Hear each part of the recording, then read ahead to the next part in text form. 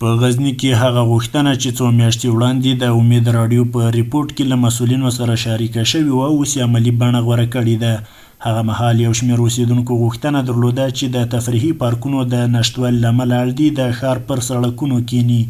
موږ یې همدا غوښتنه د ښاروالۍ مسؤلینو سره شریکه کړې وه چې وروسته بیا د دغه ریاست لخوا د پارکونو جوړولو چارې پیل شوې او د ښار په بېلابېلو سیمو کې 4 نوي پارکونه جوړ او یو شمېر نور د بیا رغونې په پلان کې شامل کړل. تاسې دې سبب شوه چې د ځوانانو خواستې د دوی خواهشات تاسې رانقل کړو موږ ته د ملت غږ د دې اساس موږ راپور چې موږ باید دغه کار باندې شروع وسي. الحمدلله د نتیجه یې ورکړه.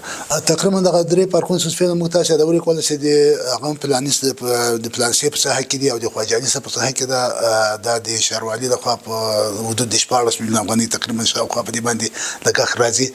دې په څنګ کې یو بل پارک چې هغه هم د دریم پلان په ساحه کې وو تقریبا په هغه باندې هم په حدود د 19 میلیون افغانۍ په باندې هم مصرف راغی. هغه ورغول تیار ده خوست ده او په زمين کې موږ د حکیم صاحب د حکیم صنایي صاحب د پارک هوډ لرو ډیر کلک هوډ لرو هغه هم ډیر معیاري هم د ماشومان لپاره هم د ځوانانو لپاره هم د تنکي ځوانانو لپاره حتی د فامیلو لپاره په اسلامي شرایطو کې هلته موږ ځای برابر کوو جوړ کړو ان شاء الله تعالی.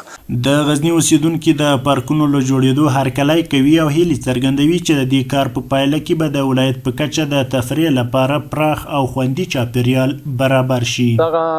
پارکونه چې دي د زیاتو شاګردانو محصلینو د کورسو د پوهنتون او مکتبو شاګردانو لپاره غټ سهولت ده چې زه خپله تقریبا دغه یوې میاشتې را په دې خوا راځم او دلته کښېنم خپل زده کړې کوم خپل درسونه تعقیبوم.